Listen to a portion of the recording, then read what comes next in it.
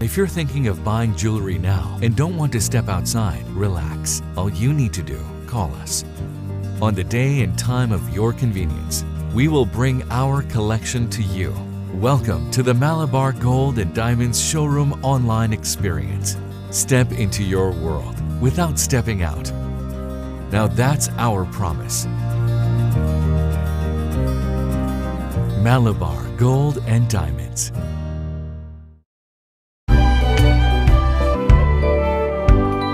Promise is a promise.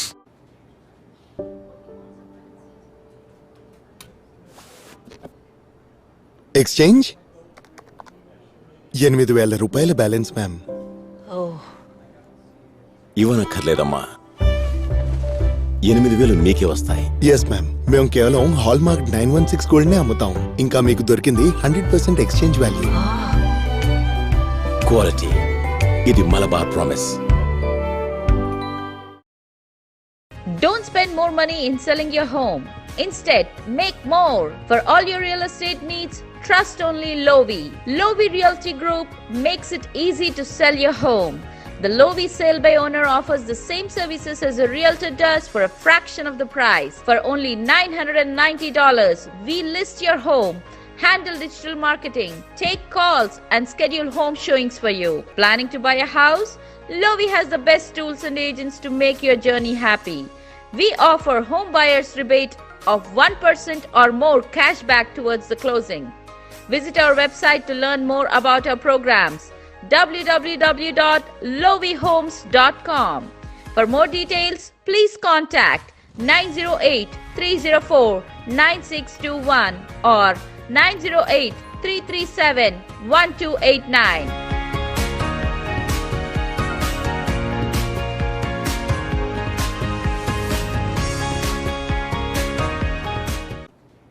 ఇది మా hero అల్లుడు కోసం ఫిట్ గా ఉంటుంది. పర్ఫెక్ట్ గా ఫిట్ అవుతుంది. ఇది మైండ్ డైమండ్, 100% క్వాలిటీ. సార్, ప్రతి మైండ్ డైమండ్ న్యాచురల్. ఇంకా మేము 28 క్వాలిటీ టెస్ట్లు చేస్తాం. 28 టెస్ట్లా? ప్రతి డైమండ్ జ్యువెలరీతో పాటు ఇంటర్నేషనల్ ల్యాబ్ సర్టిఫికేట్ కూడా. కళ్ళు మూసుకుని మీ హీరో కోసం వజ్రాలను తీసుకోండి. ఇది Malabar promise. Getting into Ivy League is not just a dream anymore. Graduate from the top universities of the US. Start your SAT or ACT prep now with Turito. Turito offers you live classes with expert tutors, credential building activities, guidance with college applications, curated study material, progress tracking app, and assessments based on AI and ML. Experience our course through a demo today. Enroll now. Turito.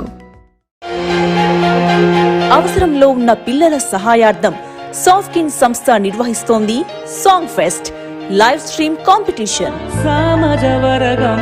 నేను చూసి ఆగగలనా, మనసు మీద వయసుకున్న అదుపు చెప్పతగునా. నా వసంతం నీకు సొంతం, నా సమస్తం నీదే కదా నేస్తం. మబ్బులోన వాన వెల్లులా, మట్టిలోన నీటి జల్లులా, గుండెలోన ప్రేమ ముల్లులా దాగినావుగా. ప్రముఖ సంగీత శ్రేష్ఠుల సమక్షంలో టాలీవుడ్ మరియు క్లాసికల్ సింగర్స్ కు ఆహ్వానం. Semifinals on May 29, 2021. Final competition 19th June 2021. Watch live on TVASIA Telugu. అనాథ పిల్లలకు అందమైన జీవితాన్ని అందించండి. వారి చిరునవ్వుకు సాక్ష్యంగా నిలవండి.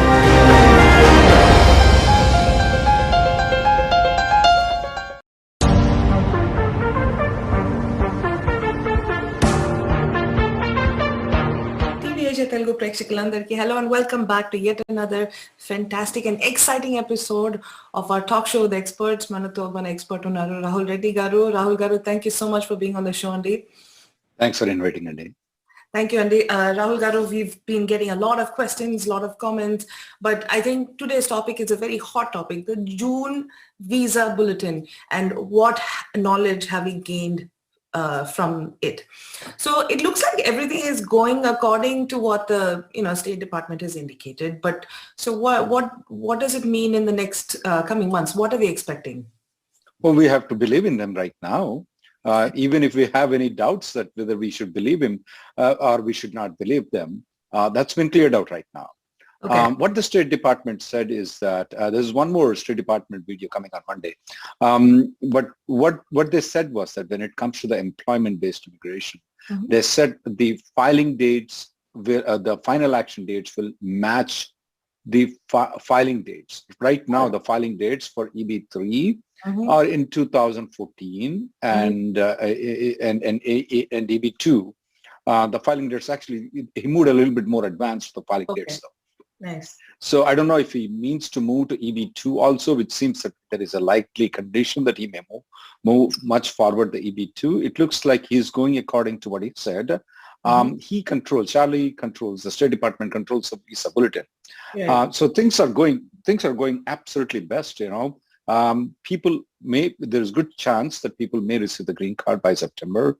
Most of the people, not all, but most of the people who filed the 485 application in October of 2020. There may be some people who are still on the sidelines with regards to, I don't know whether it's going to be current or not. Why do I have to spend $2,500 on the I-140? My date is almost about to current. Now, the way it works, Nithya Garu, is that whenever it comes to the downgrade application, though, it takes longer time than the regular application, though. True. Having said that, Nithya Garu, we have advocated everybody to do the premium processing, except for those people who have teenage kids, though. Yeah. Now, having said that, at this point of time, if people are still in the sideline, have not done the premium processing, you should. One caveat is that not all premium processings are getting accepted. There are some premium processing, only premium processing. They are not accepting the application. You have to file multiple times. And there are some cases after multiple times, they still are not accepting. In that, there's nothing you can do about it. I mean, at least you should try your effort to try to get your green card before September, if that's in your hands. Premium processing, if the I-140 is not approved, is the number one thing. People should keep that in mind. Second thing is that the medicals, if you have not filed, I don't know how to file the interfiling. We got a lot of these rumors. Now, there are some people that says that, even though we filed the interfiling of medicals, we still received an RFE. We have seen that, yes. Not all the time when you interfile the medicals. I'm speaking about for those people who filed the 485, who didn't include the medicals, though. Right. Is that when you send the interfiling, that means that, hey, accept this as part of the application, here is the documents. Now, it may not reach the right place at the right time. You may still get an RFE. But if I were you, and believe me, I were you before, and I waited for 3 years to get the green card. And let me tell you what, you guys waited a lot more than what I waited. It was very torturous. I was a lawyer going to the 485 interviews. I don't have a green card. I sit down next to my client. The client asks, when did you get the green card? Damn, I can't tell him that I didn't have a green card. The client will run away. I'll tell you later on. So it's definitely not good for a lot of people not getting the green card. Believe me, I've gone through those embarrassing things of not getting the green card. 3 years sounds like a dream come true right now, you know. Only 3 years are better. Right. I understand though. I got the torture for 3 years. And these people, the rest of the people are like decades. So yes, would you not like to spend extra if the medical gets an RFE? Would you are not willing to spend extra $200 or $400? Guess what? You should not be coming to our TVASIA celebration because we advise people not that they would care about $400. Believe me, I would not, because I was a client of an immigration lawyer before I became an immigration lawyer. So yes, medicals need to be done. These are the two things that need. Now, biometrics, of course, there is nothing you can do about it. Out of the 4 things have to be done. Final action date has to be current. I-140 has to be approved. Medicals have to be in there. Biometrics have to be done. Now, I-140 and medicals are in your hand. Biometrics are not in your hand. Final action date is not in your hand. Since the final action date, the State Department has moved, at least the things what you have had, you should know. Next thing, Nithya Garu, we projected the priority dates in August and July. I was there. You asked me the question. Right. And believe me one thing, whatever I projected did not happen. Right. I projected somewhere about 2012 and maybe at the most 2013. I never expected to go to 2015. Right. Believe me, I did not. And there's a recording, I went wrong. Absolutely. Now, with 120,000, the priority date moved to 4.5 years for EB3. Now, believe what State Department tell is that it's going to be 135,000. How far it's going to move? I don't want to be officially on the record to go wrong again and again. So you are mathematicians, you're better judges, and your calculation is much better than I. If I would have better math, I would have become an engineer. But people who are not good in maths, they throw, hey, you become a lawyer, I become a lawyer. So yes, so you judge. But those people who are now in the priority dates who have not filed applications, you may want to pre-prepare your application, make your application ready for 485. Don't move the company right now. This is not the right time to move the company. Try to discuss with your employer if they are willing to do the downgrade. And if I were them, remember, I observed 3 years of torture. I believe in torture. I don't know if they have a pleasure coming to this show, that's fine. I would not. So if you want to get your thing, you may want to advance file an EB3.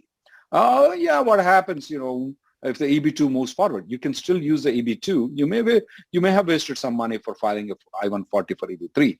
But if I were them, I would do that. Yeah, it's not an expenditure, it's an investment. That's the way I feel about it. Right. And I agree with you, Rahul Garu. And Rahul Garu, about your estimates, even though it was off, the thing is you can only base your estimate on the data points that are available to you at that point of time. So as the data points are misleading though. Yes, exactly. We don't have the 485, how many number of 485, what's the priority date is right now. We only have the number of I-140s, and they're misleading because a lot of times what happens is that we don't know how many of them are duplicate. What does a duplicate means, Nithya Garu? Let's say, for example, you're working with Coca-Cola and you filed a I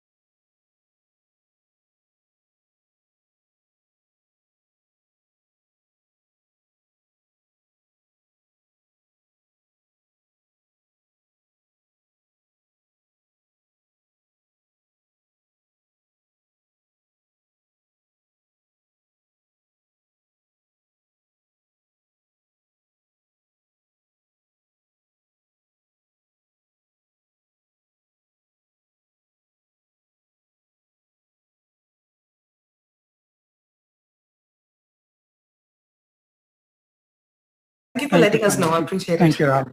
Okay. Yeah, sure. All right, Andy, let's take our next caller in the meantime. Rahul Garu, I also have a question. This is from Vinod Babu Bola.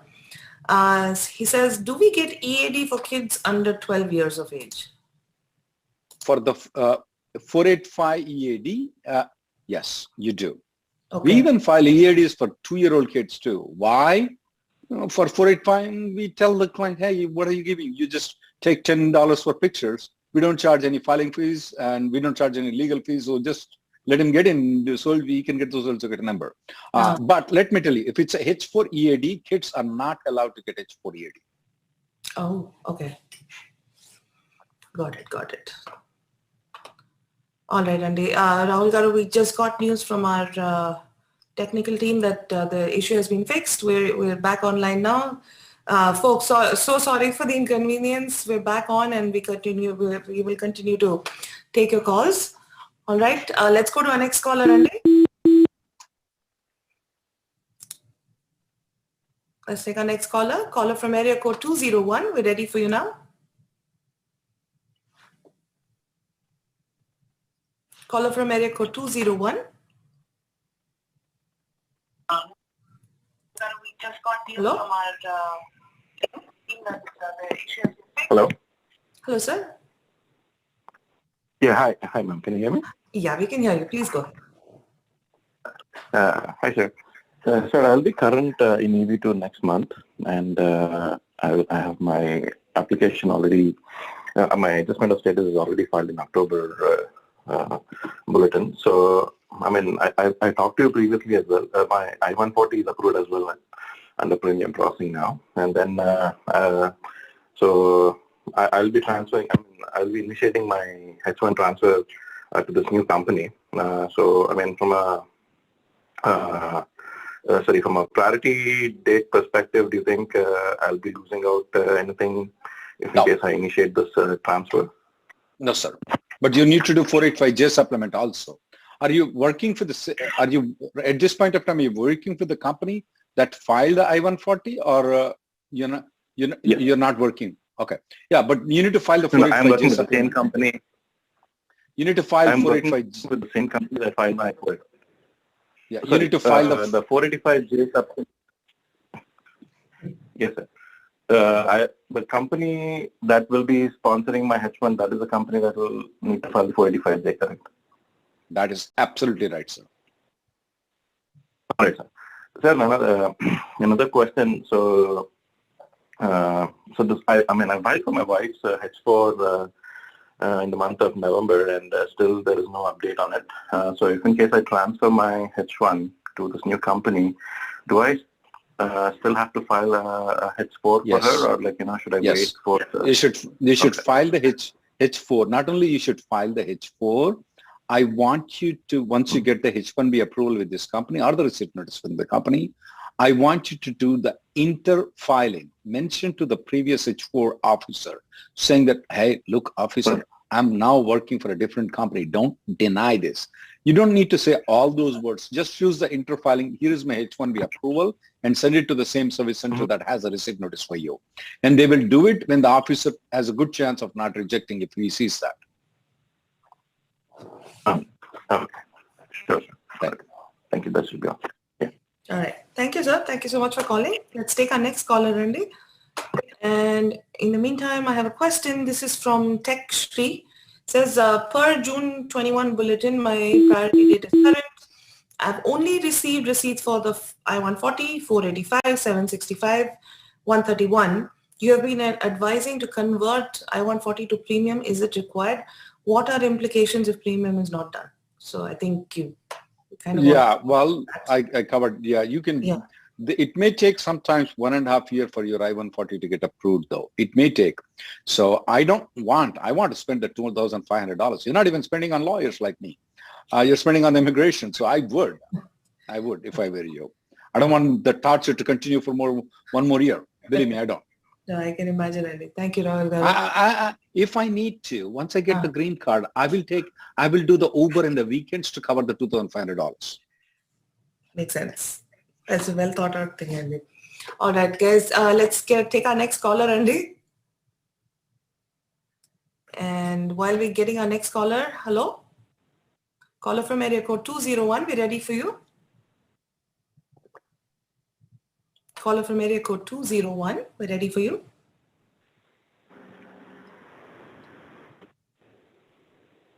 Hello. Hello, ma'am. Yeah. Hi, Nitya Garu. Can you hear me? Yes, I can. Yes. Please go ahead. Hi, Rahul sir. So the question is, my husband is currently working for an employer and he has a PERM and I-140 with the same employer. He has been employed for the same employer. And we want to move to some other state. We want to relocate. So in that case, if we relocate to a different state for the same employer, right, do we have to file a new PERM in order to file I-485? Technically, it's not required to file another form. Is it an end client or is it a consulting company your company is? Your husband's company is? He's not working for the end client. His employer is an Indian MNC. Okay, typically Indian MNCs, you're good. Because Indian MNCs when I'm speaking about this Deloitte and other companies though, are cognizant of other companies. You don't have to name the company to me. When they file the labor certification, they say that you can be working at he can be working at unanticipated locations though. So if it's a consulting company from India, Indian consulting company that is there, the big consulting company, absolutely not a problem. You will be able to file the 485 application when you'll be able to file the 485 application even though you move to a different state. For example, Cognizant, I mean, its headquarters in College Station, actually, it's about 80 miles from here, and they file it with the labor certification here. Yeah, people move from different locations, and that particular company doesn't have any problem in filing. And legally, it's not required that they need to do anything. They can file the 485. So they're doing very good. I don't think so it will be a problem. Absolutely should not be a problem for you if you move to a different state. Okay, sir. Thank you so much. Thank you, ma'am. Thank you so much for calling. Yeah, thank you. Thanks, Andy. All right, let's take our next caller. And in the meantime, I have a question. This is from PB Musicable. He says, have a successful new EB3 I-140 approved, use my old biometrics based on the live agent chat, priority date current in June, H1B expiring in September. Should I wait for EAD or apply for an H1B extension? He says applied in October of 2020 for the EB3, I-140, 485, etc. using the EB2 priority date. And but it's not approved yet, right? I-140 is not approved. He says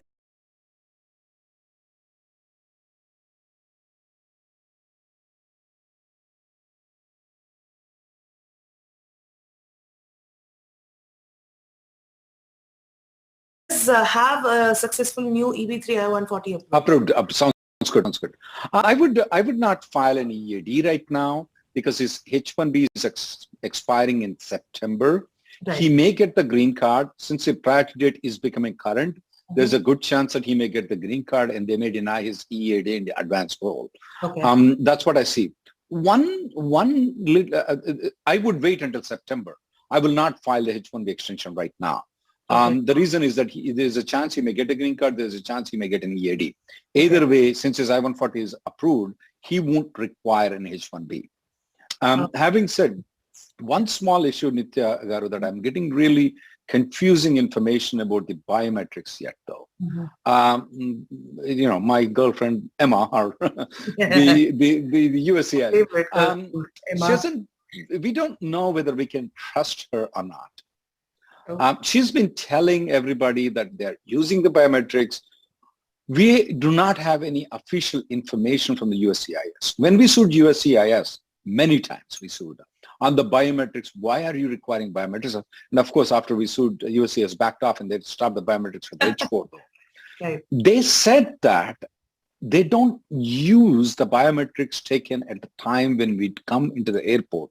They said that they do not use the biometrics at the time when we go for this stamping, though. So we are a little bit surprised. They said they have the capability of using it. They don't use it yet. And we were arguing, why not use it? Why? Why not use it? So we don't know if they changed because of the number of lawsuits. At least our office filed on behalf of like thousands of, I actually, it's more than 1,000 sub-clients that we represented in front of courts about that. So I don't know if they changed the policy on it, but we have not received any official information, including the affidavit submitted to the court by the USC, I guess. They didn't indicate that they are going to use the biometrics that were done previously. They did not indicate it to us. They only said that we don't need any biometrics for the H4s and certain other people, but they didn't say anything. So we are yet not to trust on that. But if anybody who has got the green card without getting the biometrics though, please leave a message at the in the chats, guys. We need feedback from you too. We haven't seen anybody yet who got the green card, but we'll have to, it'll be this month, next month we'll see if we get any green cards for the people who have not done biometrics for this guy. Okay. All right. Thank you, Rahul Garu. Let's go to our caller, Randy. Caller from area code 203. We're ready for you now. Hello? Caller from area code 203. Yeah, hi. Can you hear me? Yes, sir, we can. Please go ahead. Yeah, hi. My name is Kapil. Hi. Everything is done. I've got my EAD for my wife and myself. Do you think I stand a good chance of getting GC by this September? No, I think so. You said your biometrics are done too, right? Your I-140 is approved? Everything is in the... Yes, I-140 is approved already. You don't need I-140 approval. You already have it. I think so. You have a good chance of getting it done before September. And the case status shows the case status is showing that it's ready to be scheduled for an interview. So do I expect any documentation or anything? Because I had my birth certificate that was not given by the authority, so I submitted affidavits instead of that. It could be they could interview you. They don't have to interview you. They can adjudicate. We have seen some people where they said, where the notice says that since the priority date is not current, we have moved it to the National Benefits Center, which is actually seems to be a very better news than compared to you. It is ready for schedule for interview. They can still interview you, or they don't have to interview. We haven't received any notifications of the interview for the 485 applications that they've been filed. If there is an issue with the birth certificate, though, you should get an RFE by this time. They normally don't do that at the interview level. They do it in the RFE level.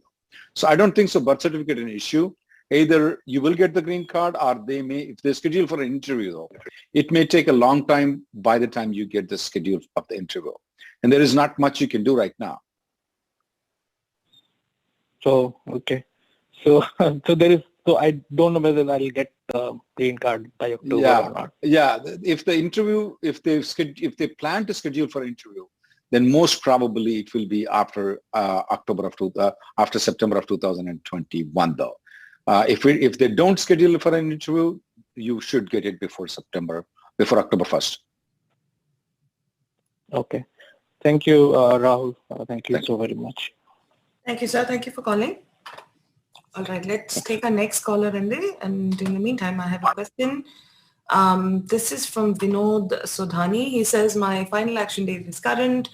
My family is traveling international for a couple of months. Medical RFE is not received yet. Planning to take medical and keep ready.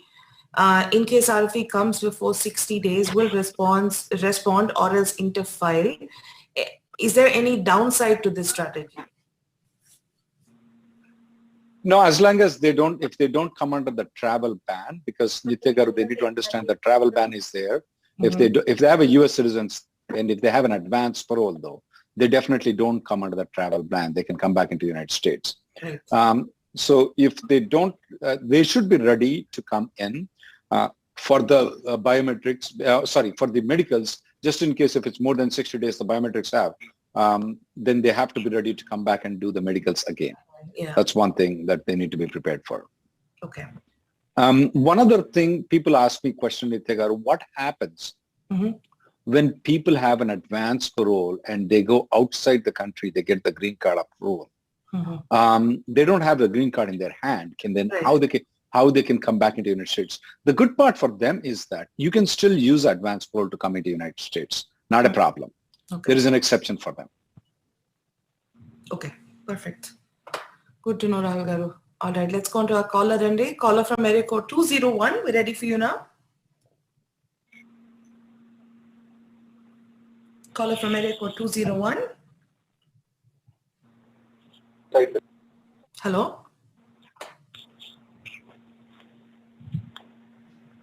Hello? Why is that everything is 201 and Nitya Garu? If somebody's hacking it? I wish I knew. I'm hoping it's all different people, but caller from area code 201. All right, let's move on to our next question, Andy, while we're waiting. This is from Sandeep O. He says, applied for a 485 with downgrade from EB2 to EB3. Priority date is August of 2013.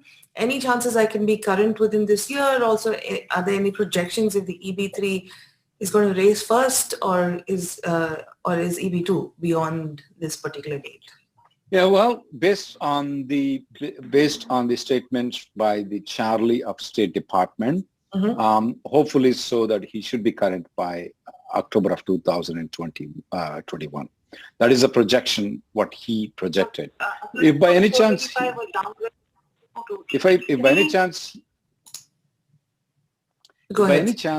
if by any chance it gets a little bit delayed, though, you know, most probably he should be current in the next 3 to 4 months of 2022, which is somewhere in February, March he should be, though. Based on what, if I were to believe now, they said the filing dates will, the final action dates will touch the final action dates will touch the filing dates. Did he mean to say it's going to be January 2015? Did he mean to say it is January 2014? I was not there to cross-examine, and if I were there, I will cross-examine. People needs to also understand that when Charlie is speaking about the visa bulletin, there are 1 million green cards given every year in the entire United States for the entire world. Out of them, only 140,000 are allocated to the employment-based. That means that it's only 14% of the entire. That's the reason when Charlie is speaking, it's employment-based is not the main topic. There are other main topics that are coming up. Fortunately, yes, this year we got to more than 25% of the green cards are given to us. And next year also maybe 30%, maybe 35% of the green cards will be given to us in the employment-based. So people need to know that we are not the top priority for them. There are other priorities for them. So what does take up the biggest chunk, Rahul Garu, of family immigration takes a big chunk out. Family immigration has immediate relatives. Family immigration has preference. Immediate relatives means U.S. citizen children under 21 unmarried, U.S. citizen spouse, U.S. citizen parents. Okay, they take a chunk of the numbers too. There is no numbers for them practically. There's unlimited of those people. Then there are called preference categories. If the green card holder is married, he can file for the spouse. If the green card holder is children under 21 unmarried, green card holder above 21 unmarried, the children, brothers and sisters of U.S. citizen, above 21 children of U.S. citizen, married children of U.S. citizen. There are different categories. All these things, other than parent, child, and spouse of the U.S. citizen, with the rest of all the people are considered to be preference family categories. Because of the COVID, there is a number for these preference categories. Because of the COVID, they are unable to use those numbers that are falling down. So it's like this. There is a buffet there. Nobody was there. They have to throw it to us. Right. And that's coming. And that buffet comes in. We only get 7% of the buffet. Since nobody is there, we are getting the 60% or 70% of it. So this is once in a what you call leap year. It's not even leap year. Once in 30, 40 years it ever happens. Yeah. I don't know. I've been practicing for 30 years. It never happened.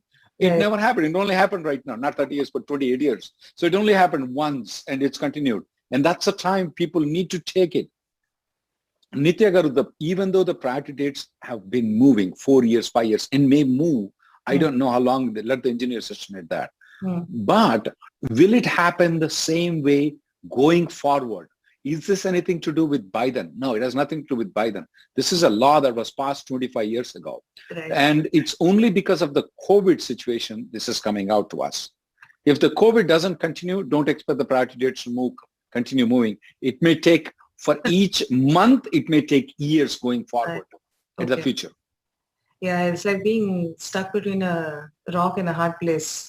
Yeah. You know, whether it's better for COVID to continue or it's better for, you know, the priority dates to stay where they are. Yeah. But depends on if I ask you or the person who's waiting for that. I know. I totally understand. That's why it's such a difficult question to answer, Andy. All right. On that note, let's go to our caller from area code 203. We're ready for you now. Please press *6, Andy, to unmute your line. Hello? Sure, madam. Madam, could you able to hear me? Yeah. Hello? We can, sir. Please go ahead. Could you able to hear me? Yeah, we can. Please go ahead. Okay. Thanks. Hi, Nitya, madam. Hi, Rahul. Hello, sir. So, actually, after seeing your program, it's giving more knowledge and like a lot of things to even talk to our attorney. So, my priority date is August 3rd, 2015. And I'm in EB2. So after seeing the June bulletin, thought of downgrading it. So I approached our lawyer group and the attorney group. The employer is okay. My manager is cool and he's okay for downgrade. But the lawyer pushed back saying that, I mean, I asked for the premium. He said there is a USAS policy that original PERM labor certification is needed for the PERM, for the I-140 petition. So let me understand one thing. So for downgrading, they're recommending you to file the regular processing. Is that right? Okay. Is that right? So yes, they're saying without the original certification, don't do premium. They're saying that's the USA. Absolutely right. Your lawyer is very knowledgeable. When you are filing an I-140, don't do premium processing. Do not do. Because if by any chance they reject, it will take 2 or 3 more months for your lawyer to refile the application. When filing any downgrade application, don't do premium processing. Then you may say, well, you've been telling to file the premium processing. I didn't set to file the premium processing. I said to convert into premium processing. There's a difference in filing and conversion. Oh, okay. So your lawyer is absolutely right. In our October. Right. Right. Right now, I only want people to file the regular downgrade application, not premium processing. Once you get the receipt notice, it's your option to do premium processing at that point of time. Because at that point of time, your I-140 won't be rejected. Your premium processing will not be accepted, which is fine with me. Now, there are other people who may be asking the question, if the I-140 is pending, if it's not approved, can I still file the 485 application? Yes, you can. You can file the 485 application. So your lawyer is absolutely correct. Don't file in premium processing. Convert it later on, not at the initial filing. Okay. So in that case, Rahul sir, if EB3, the downgrade is failing, can we go with the EB2? For example, if something happened and EB2 is faster, moving faster than EB3 next if you have EB2 and EB3 approval, or even if EB2 approval and EB3 pending, you feel like EB2 is going forward, you can go with that. This is 2 tickets for heaven. This is 2 tickets for heaven. You can either go in the horse carriage or you can go on the donkey one, whichever one you have it. Okay. Thank you. So if the donkey is available, you go on the donkey. If you go into horse, you go into the horse. Okay. Sounds good. Thank you so much. All right, sir. Thank you so much for calling. All right, folks, we're going to be right back after a quick commercial break, so stay tuned. ఇది మా hero అల్లుడు కోసం fit గా ఉంటుంది. Perfect గా fit అవుతుంది. ఇది mind diamond 100% quality. Sir, ప్రతి మైండ్ డైమండ్ న్యాచురల్. ఇంకా మేము 28 క్వాలిటీ టెస్ట్లు చేస్తాం. 28 టెస్ట్లా? ప్రతి డైమండ్ జ్యువెలరీతో పాటు ఇంటర్నేషనల్ ల్యాబ్ సర్టిఫికేట్ కూడా. కళ్ళు మూసుకుని మీ హీరో కోసం వజ్రాలను తీసుకోండి. ఇది Malabar promise. Getting into Ivy League is not just a dream anymore. Graduate from the top universities of the US. Start your SAT or ACT prep now with Turito. Turito offers you live classes with expert tutors, credential building activities, guidance with college applications, curated study material, progress tracking app, and assessments based on AI and ML. Experience our course through a demo today. Enroll now. Turito. అవసరంలో ఉన్న పిల్లల సహాయార్థం సాఫ్ట్కిన్ సంస్థ నిర్వహిస్తోంది song fest live stream competition. Samajavara Gamana నేను చూసి ఆగగలనా, మనసు మీద వయసుకున్న అదుపు చెప్పతగునా. నా వసంతం నీకు సొంతం, నా సమస్తం నీదే కదా నేస్తం. మబ్బులోన వాన వెల్లులా, మట్టిలోన నీటి జల్లులా, గుండెలోన ప్రేమ ముల్లులా దాగినావుగా. ప్రముఖ సంగీత శ్రేష్ఠుల సమక్షంలో టాలీవుడ్ మరియు క్లాసికల్ సింగర్స్ కు ఆహ్వానం. Semifinals on May 29, 2021. Final competition 19th June 2021. Watch live on TVASIA Telugu. అనాథ పిల్లలకు అందమైన జీవితాన్ని అందించండి. వారి చిరునవ్వుకు సాక్ష్యంగా నిలవండి.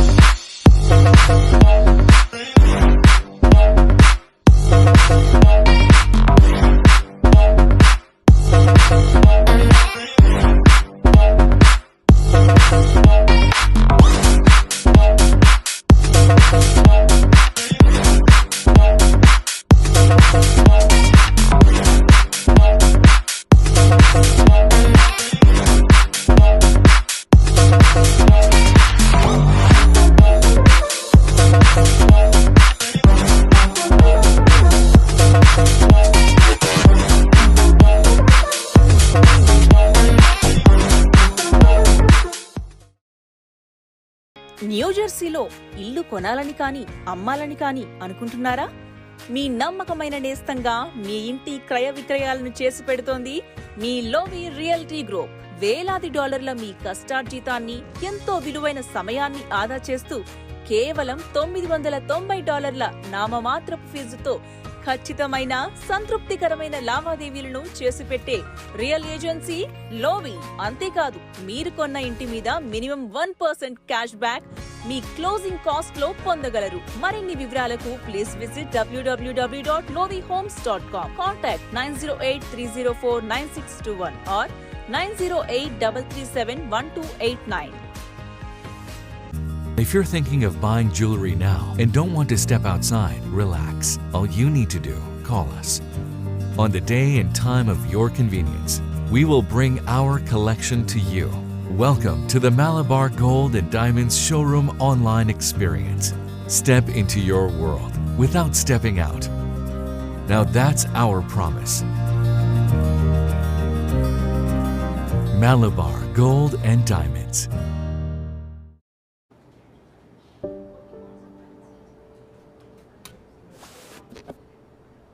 Exchange ₹8,000 balance ma'am. ఇవ్వనక్కర్లేదమ్మా, 8,000 మీకే వస్తాయి. ఎస్ మ్యామ్, మేము కేవలం హాల్మార్క్ 916 గోల్డ్నే అమ్ముతాం. ఇంకా మీకు దొరికింది 100% ఎక్స్చేంజ్ వాల్యూ. క్వాలిటీ, ఇది Malabar promise.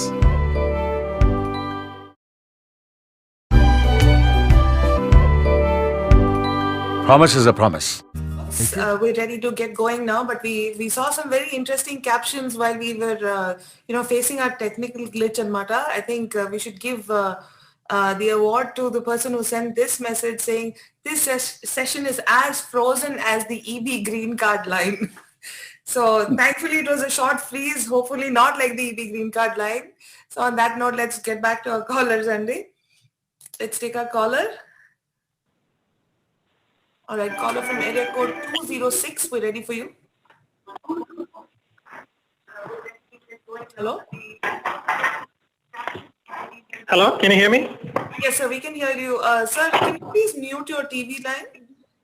We keep getting feedback and mutter. Hello, can you hear me now? Yeah, we can hear you. Please go ahead. Hi, thanks for connecting the call. I have two questions regarding my I-485. I'm on EB1C. I filed my I-485 in October 27, 2020. And my biometrics is done. I-140 is approved. Final action date is current from February. Medicals are submitted. But the thing is, I don't have my EAD right now. And my L1A is expiring in November. So I have an H1B petition approved, but it is not activated. So my attorney is suggesting to change to H1B. So the question is, if I change to H1B, will it be a problem for my EB1C I-140? If the H1B job duties are similar to that of the EB1C job duties, I do not see any problem in your green card.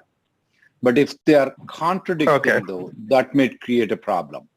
I would rather file the H1B in such way that the job duties are complying with your existing I-140 application rather than try to do any variations. Okay, it's the same actually. I have not changed my job for last 2 years, 2 to 3 years. Sounds good. So it's Sounds pretty good. much At the same time, would I be hurrying up and filing the H1B change of status for you right now? Since you said it's expiring in November, is right, or September? Which one you said? November. November, my L1A is expiring. Either I have to find an extension for L1A. Yeah. I got the point. So I am hoping that definitely by November, either you will get the green card. If not, at least the minimum, you will get an EAD. Yeah, that's what even I'm hoping. But I just have one more question with my biometrics. My biometrics happened on April 21st. The thing is, it is still not updated in the USCIS. For me and my wife, it still says fingerprint fee received. So I just tried to call the MR chat and then call the customer service. They're saying it in their system, it's reflecting properly. But I don't know why the case status is not updating.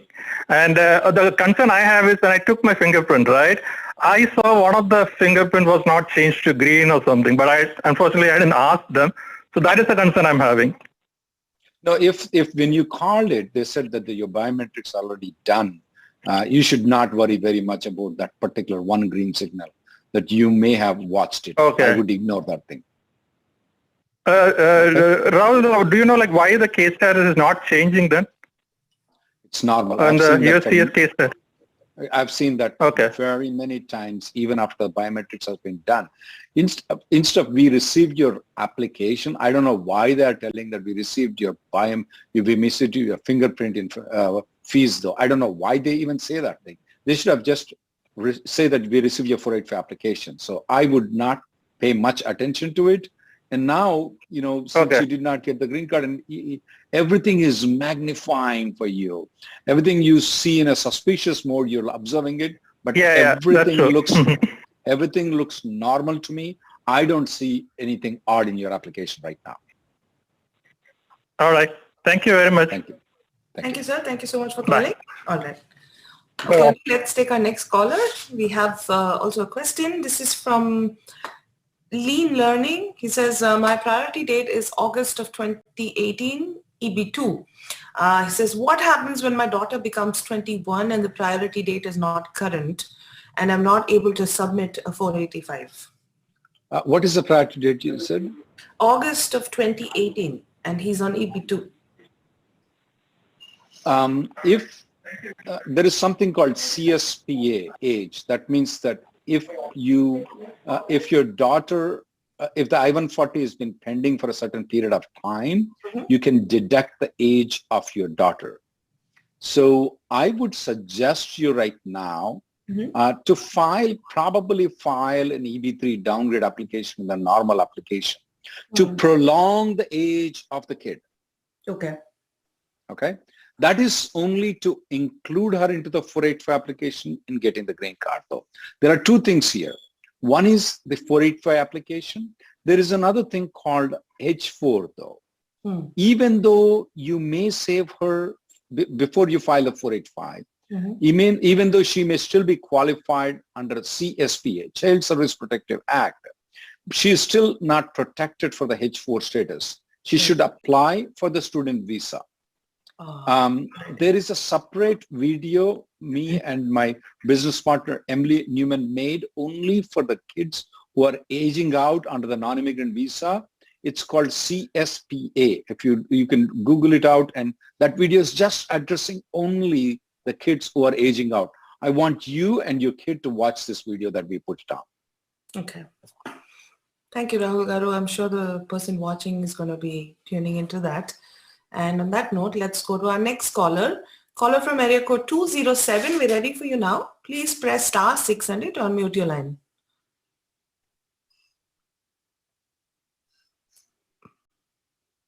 Caller from area code 207. *600 to unmute your line. All right. While we're waiting for this person, hello? Hello? Hello? Hi, sir. We can hear you. Do you mind putting your TV line on mute? You can? Yes. Hello? Yes. Hello, sir. Hello, Andy. Can you guys hear me? Yeah, we can hear you. Please go ahead. Okay. So my priority date is in May of 2013, and I'm planning to downgrade because I was not able to downgrade last time. And I was wondering by October when the new year comes in, and if the dates are current but my I-140 is still pending, can I apply for 485 and other things at the time? Absolutely, you can. You don't need to have your I-140 approval to file the 485 application. If it's pending, you can. Okay. Sir, can I ask you one more question? So let's say if I get my EAD, if the final action dates are not current, but if I get EAD, and can I move the job, and is it tied to my employer? And if I move the job, if I go to a new employer, do I need to start the process again, like H-1B and PERM process? Assuming your I-140 is approved by that time, assuming it's been more than 180 days after you file the 485 application, okay? That means if you file, most probably you'll file in October, so that will be in somewhere about April or May. If you move to a different company, there is no need, if I were you, no need to file the H-1B. Definitely not PERM labor or I-140. H-1B is optional. Some people do it only to make money for lawyers. But if I were them, I would not do the H-1B.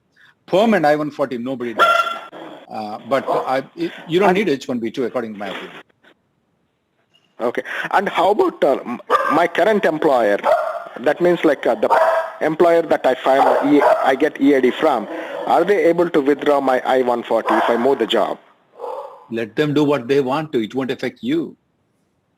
It doesn't. Okay. It doesn't. Okay. Thank you. All right, sir. Thank you so much for calling. Bye. Bye.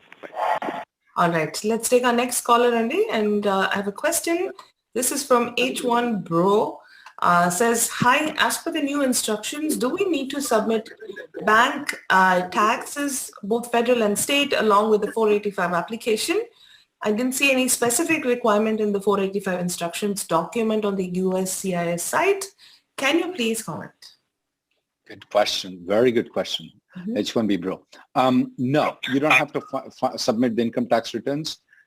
In Trump administration, we used to have something called I-941 form.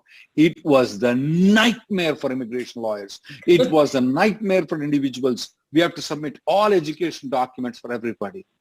We need to submit the bank statements for 2-year-old kids, credit report for 2-year-old kids. It was a nightmare. Thanks to Biden administration, we don't have to do it. That form doesn't exist anymore called 941. You don't have to submit it. Believe me, we have to. So we used to say to the client, report for a 2-year-old. Get the credit report of 4-year-old kid. Man, client says, what the hell are you speaking? Are you in this world? No. This is how you do. You go there, type in, there is no zero, there is no social security, they give an error, and you tell me that is that. It was a nightmare, but you don't have to, luckily, you're in a good shape. Okay. Good to know that, Rahul Garu.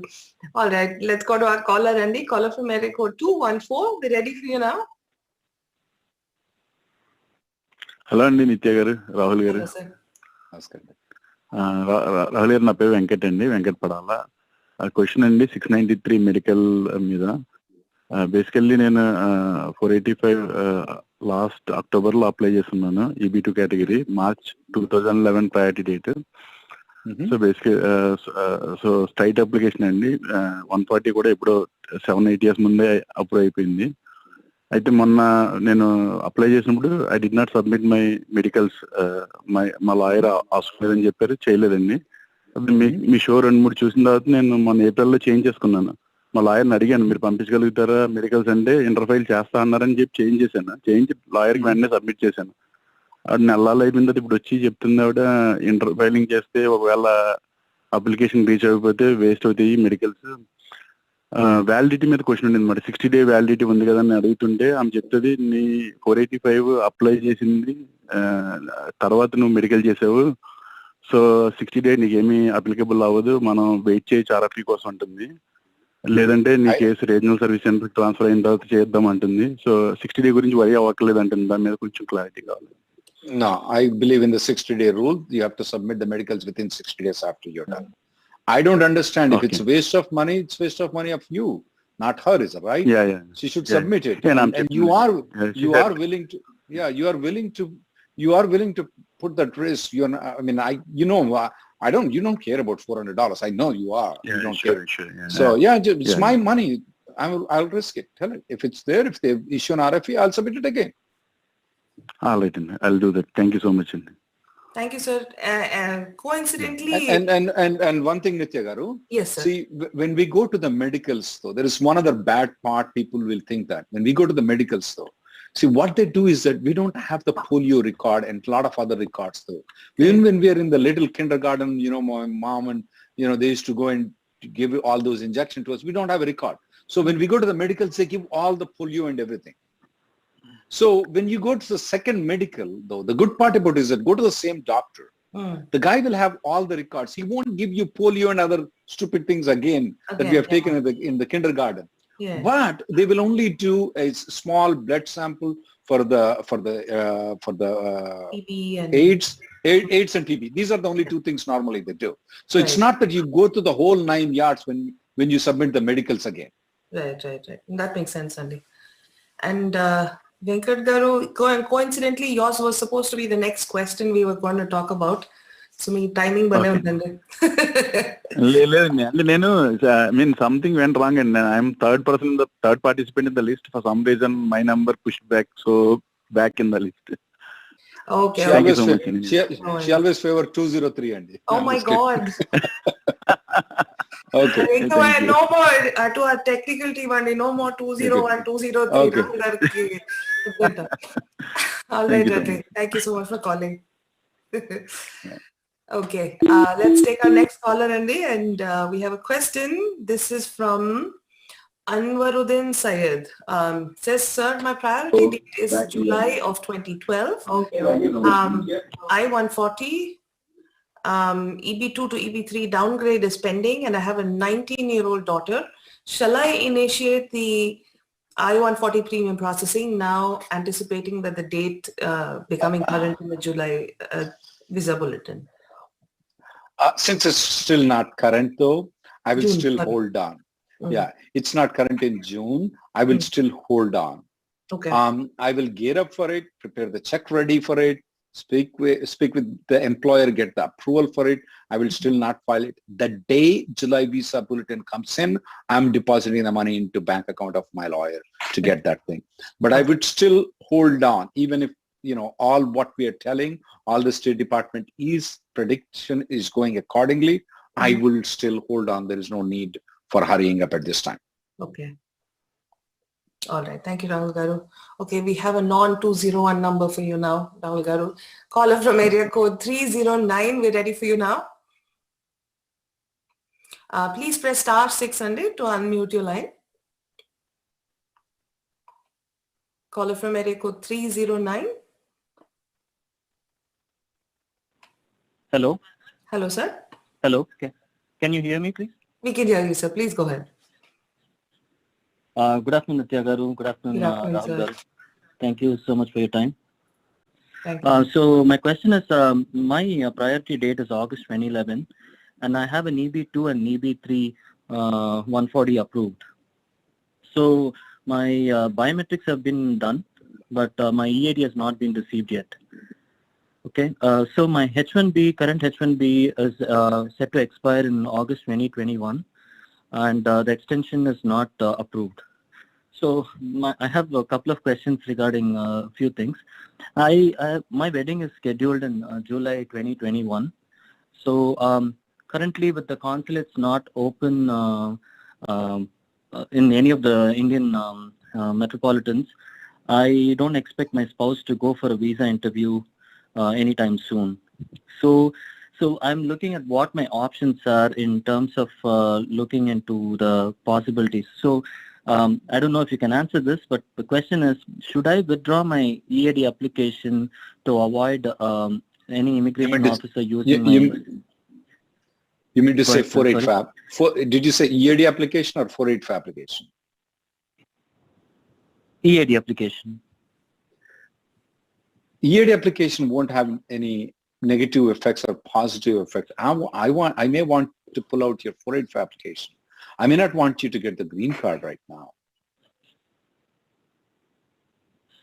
Okay, so you want me to pull out the 485 application altogether? I would. Right? There are some pluses and there are some minuses in it to pulling out the 485 application. The reason is that if you get the green card right now, then you have to file an application for your wife to get the green card, and the process might take anywhere between 2 years to 3 years for her to come into the United States on a green card application. Now, you know how much time it's going to take to bring her on H4 applications, right? So I am leaning towards pulling out your 485 application. And believe me, one thing, for some reason though, these bachelor guys' green cards get approved so fast, which I don't want them to be approved, because I want them to be continuing on AOS for a while, because I want them to come on the H4. I'll use the H4 option though. I may want you to withdraw the 485 application. But you have to consult. I mean, you waited all this long and you're getting this green card and you really want to pull out, or you want to have your wife wait for 2 years or 3 years. That's a judgment. It's a very hard judgment call to make. Yeah, I'm stuck in between a rock and a hard place. Seriously, I really don't know what to do you should consult with a lawyer to evaluate all the options, and actually have your fiancé also on the phone so that she understands what's going on. And you explain her these things before itself. Hey, look, I've been waiting for 10 years. What do you want me to do? Because these kind of decisions have to be made combinedly rather than just by yourself. That's right, sir. Yeah. Okay, so if I were to withdraw my 485 application, what are the implications as such? I mean, like, to my whole application altogether. I mean, I just it's going to be a lengthy discussion though. One thing is that if you have the H1B approval though, you definitely can bring your wife on H4. The day she lands on it, hopefully, most probably your priority date will be current. You can file the 485. The day she lands it, same day you can file a 485 application. That's one way. There is also something called following to join. That's another complex way to do it, is that you go and get married and come back. And since you have that travel, there are many options that you have. You should discuss with a lawyer. Okay. Okay, and this is something that you can your firm can offer, right? You can go to rnlawgroup.com. You can make an appointment with me or anybody else there. I would say that in this particular thing, I would be the appropriate person. Okay. Okay, sure, sir. So one last question, sir. You said, I mean, like, adding my spouse's name to 485 will happen only after she steps foot inside the United States, right? Adding your wife, yeah, for to file the 485 for her, she has to be in the country. You can't file the 485 if she's not in the country. Okay, and also the let's give the chance to other people. Okay, let's give the chance. Okay, sounds good, sir. Thank you so much. Thank you, sir. Thank you so much for calling. All right, let's take our next caller. Andy, caller from area code. Rahul Garu's favorite area code 201. Again, okay. Caller from area code 201. We ready for you now? Hello. Hello, sir. Hello. Okay, they're on mute now. So while we're waiting for them, let's take another question. So this question is from Raju. He says, my wife and I are on H1B. My EB2 priority date is August of 2016. My wife's EB2 priority date is November of 2016. I think so we understood. We understood. Oh yeah, okay. Yeah. Do we need to file separately or joint petition? Yeah, as we spoke. Got it. All right. Our next caller is from area code 203. Caller from area code 203. We're ready for you now. Please press *6 to unmute. *6 to unmute your line. Also, we lost connection with our previous caller who was from area code 201. So please do call back and we'll put you back on, okay? Now caller from area code 203, we're ready for you. Good afternoon, Nithya and Rahul Garu. My name is Mohan. Can you hear me? Yes, sir. Yes, we can hear you. Good afternoon. Please go ahead. So, yeah, mine is EB3 straight application and I filed my 485 on October 29th. And it's been more than 6 months. Now, if I change a job with the same employer with the different roles and responsibilities, what is the process? May I have to file I-485J? I don't think so you can. If it's a natural improvement in the positions, you don't have to do anything. Since, moving from Java to SAP, I think so is still in the software according to me. But if you were to move from a software profession to become a lawyer like me, I don't think so. That's a natural increment in the position though. So natural increment in the position, you don't have to do anything. You don't have to file a 485J also. Okay. Thank you, sir. That's all. Thank you very much. All right. Thank you so much for calling. All right. Let's go to our next caller. And in the meantime, we have a question. This is from SD Daniel. It says, my L1A expires in November of 2021. And we spoke. Sorry? We spoke. He spoke to this person? Yeah, exactly. November 2021 is H1B. L1 is expiring. He has an H1B option. And he was thinking about moving to H1. Oh, okay. Got it. Yeah. All right. Sorry, Andy. You have better memory than I'm following the questions. All right. Let's take another question then. This is from Vishnuvardhan. He says, I heard there are over 221 unclaimed GCs since 92 in family and employment base. Even if half of them move to EB, it will help people like me? Do you know any effort to reclaim those numbers? We have been doing that effort for a long period of time, right. But haven't been successful yet on that. There are many different ways they could change the way the employment-based immigration is. We know that the Congress is not acting at all. The administration unilaterally can bring in the 250,000 or 240,000 green cards that can be bought into this, and we can use that. The administration can do it. There are a couple of different ways the administration can do it. The administration can also not count the family members. When there are 85,000 H1Bs, 60,000 to the normal, 20,000 to the master's quota, they're not counting the spouses and children. So why are they counting right now in this employment-based? They can just change their regulations in saying that we don't count the family members. So these options are there, but it requires a daring president with an agenda which is very aggressive towards the employment-based immigration. I don't think so, even though I definitely like Biden administration than the Trump administration. I don't think so that the Biden administration has the willingness to do these things, though. So please do not count on it. And at the same time, expecting something to happen in the Congress, I don't know. We've been trying to get it. So not major legislations are definitely not expected. So right now, these extra green cards that we are getting are good for us. Yeah, some efforts need to be made, but I don't think so Biden administration is ready to do it for us. Okay.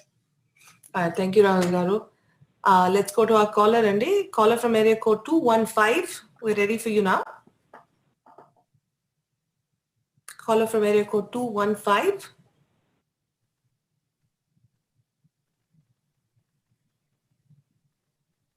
All right, seems to be some issue. Let's take another question in the meantime. This question is from Vinod. It says priority date is October of 2013. EB2 downgrade in October 2020. Rejected, but refiling accepted in Feb of 2021. Attorney says it's now okay for premium processing if I take the expenses. What do you recommend? Go ahead. If you don't have any teenage kids, go ahead and do the premium processing. Okay. And he's also asking if if his EAD gets approved and I-140 is not, what happens if he loses his job? But assuming the I-140 is filed more than 6 months ago, do I have to start from labor with a new employer? Good question. For this question is for a lot of people is that if the I-140 is not approved and it's been more than 180 days, can you move to a different employer? That technical answer to that is yes, you can, because there's a court case where we argued that since the I-140 is approvable at the time it has been filed, it was approvable at the time after 6 months that it's been filed in the adjustment of status, he should get the benefit. The employee should has a right to get the I-140 approval even if the company withdraws it. Now, that's the legal answer, and don't you go, but check the practical answer doesn't work that way though, right, Nitya Garu. Because if the company pulls out the I-140, the 485 will be denied, and you can come to lawyers like us, to other people. We're going to fight. We're going to fight your case until your last blood is drawn, until you exhaust all your money. We're going to fight your case, only to benefit for us. Only to benefit for us. You know, this big building I want to purchase one time. So if under all conditions, the practical conditions, though, if you can, please do not move out of the company until I-140 is approved. Do not. Now, if in an extreme case where you don't have an option, I would definitely consult a lawyer to take the precautionary steps so that things will go better. Makes sense, Andy. All right. Thank you, Rahul Garu. Let's go back to our caller. Caller from area code 215. Ready for you? All right. There seems to be some technical issue with that. We'll move on to the next question. In the meantime, okay, so this question is from Malli Paritala. Says priority date is May 2017, EB3. Should I be prepared for EAD filing on October 1st? Good question, Andy, Nitya Garu. Okay. I am advising all the people who are priority date is before December 31st of 2018 to prepare the entire application, make it ready for the 485 application. Last time what happened in September and October was, it was a nightmare. People were running like headless chickens, including the lawyers. They were running like headless chickens, including the lawyers, scrambling around here and there. And then we have this I-941 at that point of time. It's another nightmare. If your priority date is 2017 or 2018, if I were you, I would tell my lawyer, I want to pre-prepare the application, make it ready for September. I want everything. I want birth certificate. I want everything, all the things checked up, my status, my labor certification along with the H-1B approvals. Are they tallying with each other? Are they tallying with the 485 application employment history? Is there any discrepancy that can be cured right now rather than going right into September and banging the head at that point of time? Right. So I would get all those things ready. Our office is doing it for the people to pre-prepare the application and then make it ready. And it's going to be good for them because everything what Charlie has said is going on. So most probably these guys will be correct. So if I were you, I would invest that extra money to get the 485 application ready. Come September, I am like this. Oh, October 1st, my application will be filed. Not running around like chicken without heads. That's what happened in September. I can imagine. Last year. Yeah. I remember at that point, you were so busy that you were in fact saying that, please don't ask anyone to call us even at this time. Yes, absolutely. Absolutely. We couldn't handle our own clients. Forget about taking other clients. All right. On that note, let's go to a caller, Rahul Garu, from area code 216. Caller from area code 216. We're ready for you now. Hello? Hi, Rahul Garu. Hi, Nitya Garu. Yes, sir. Hello, sir. Yes. Hi, Rahul Garu. So, my name is Sri Kumar. So, my priority is August 2015 with my previous employer, and now I changed it to a new employer. And the new employer already filed my I-140 like 2 weeks ago in the same category, EB2. Okay. So my question is that, so since we're talking about the dates may move in September or October, so should I ask my employer to file my I-140 in EB3 as well? If I were you, I will. Because 2015 is so close. Now, as I said to you, there is called horse track. There's called donkey track. And let's call we always thought that horse track will be the best. Donkey track will not be the best. But what happened in 2020 was the donkey track is much better than horse track. We don't know which track is going to be better. So I would have a ticket for the horse, which you already have it. I want a ticket for donkey too, which is EB3. So I would, if I were you, if 2015, I would file an I-140 under EB3. So I have two tickets, horse and donkey. Whichever comes in, I'm going to go in that. Okay. So I have a follow-up question. So I just, they filed my I-140 in EB2 in regular process. Mm-hmm. So do I need to upgrade to premium and then ask to file EB3, or is it okay if they file EB3 and leave EB2 as well, because my EB2 is still in pending? I got the point.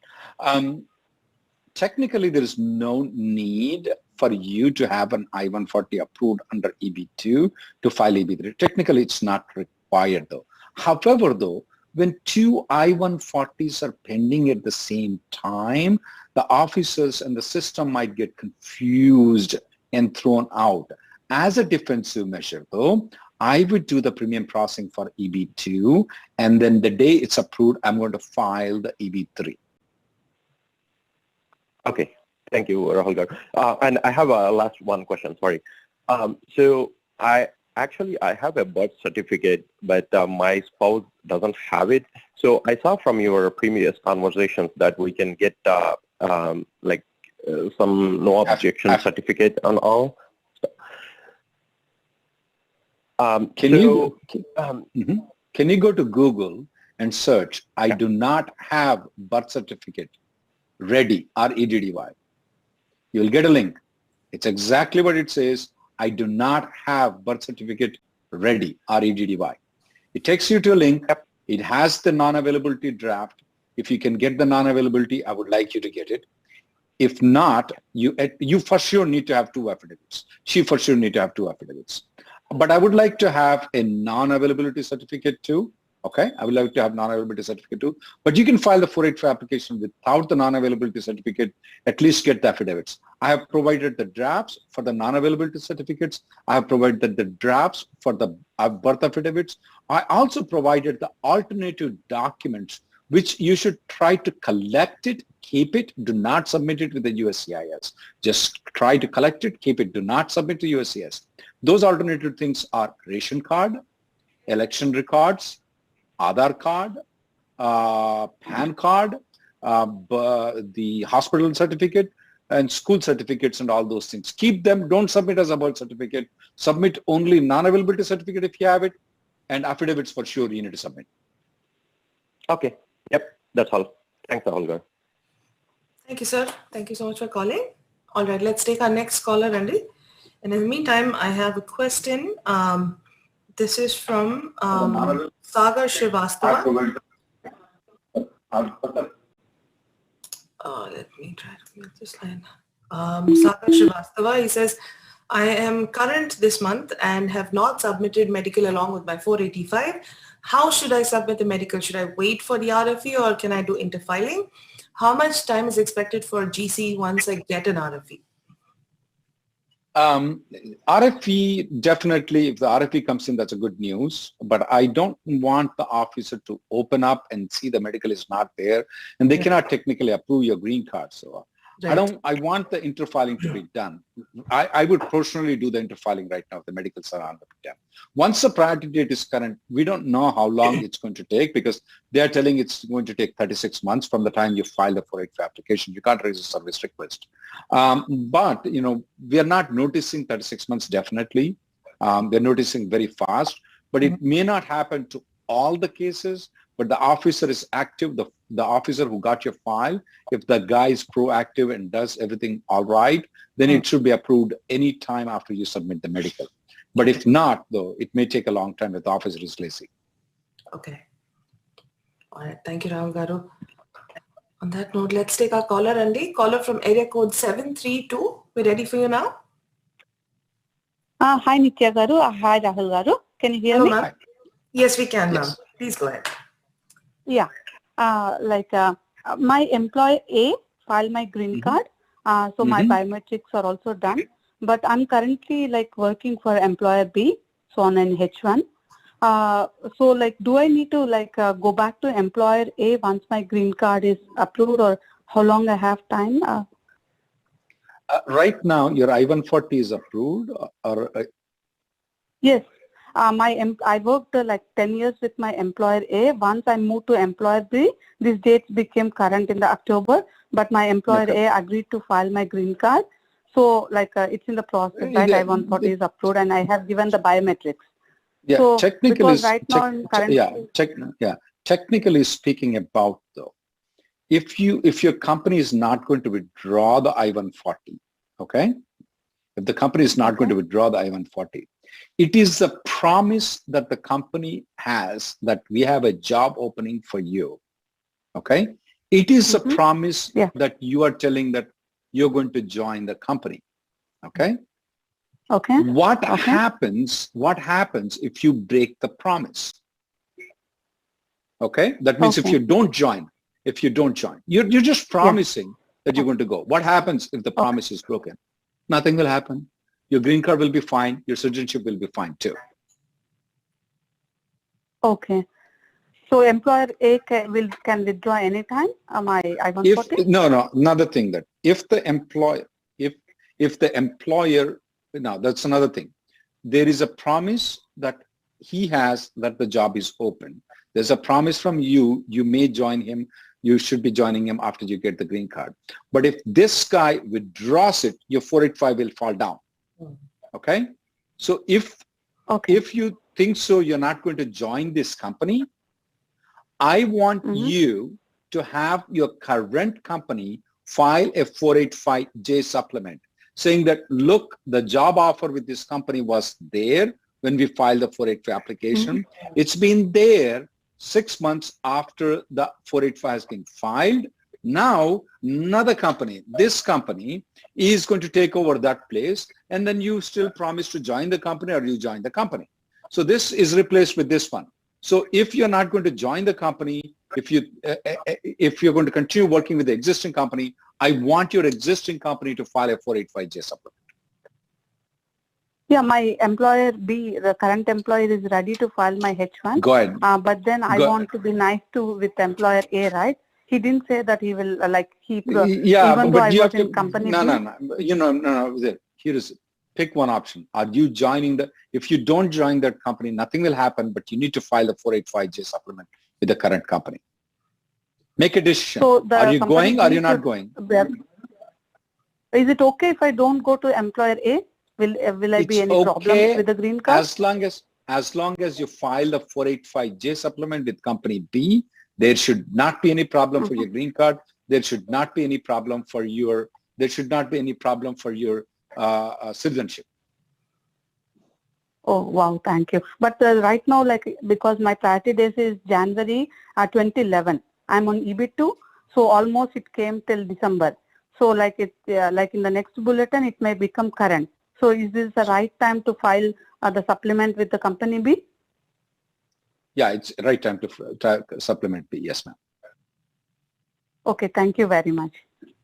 All right. Thank you, ma'am. Thank you so much for calling. Thank you. All right. Yes. Thank you. Folks, we have tons of more people waiting on the phone lines as well as sending in questions on our live chat session, but we are all out of time today.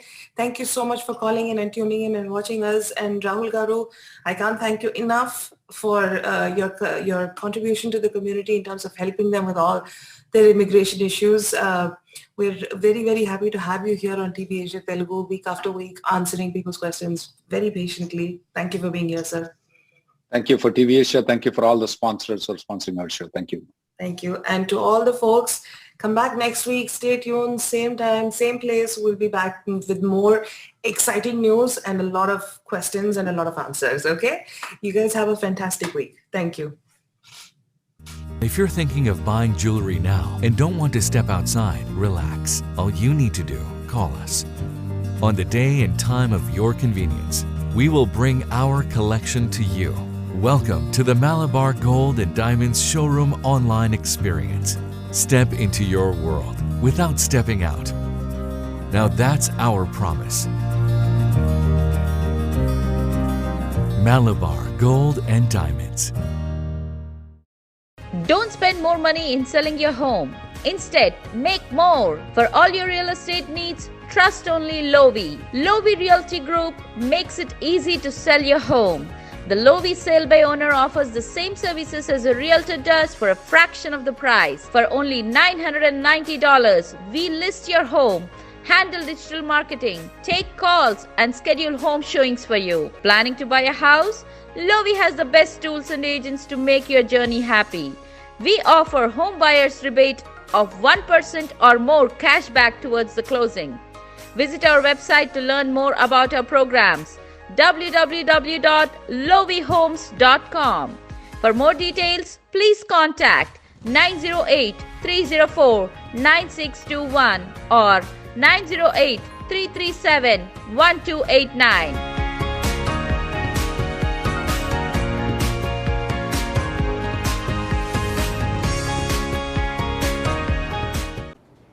ఇది మా hero అల్లుడు కోసం ఫిట్గా ఉంటుంది. పర్ఫెక్ట్గా fit అవుతుంది. ఇది mind diamond 100% quality. Sir, ప్రతి మైండ్ డైమండ్ న్యాచురల్. ఇంకా మేము 28 క్వాలిటీ టెస్ట్లు చేస్తాం. 28 టెస్ట్లా? ప్రతి డైమండ్ జ్యువెలరీతో పాటు ఇంటర్నేషనల్ ల్యాబ్ సర్టిఫికేట్ కూడా.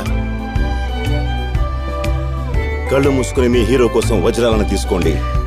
ఇది మలబార్ ప్రామిస్. Getting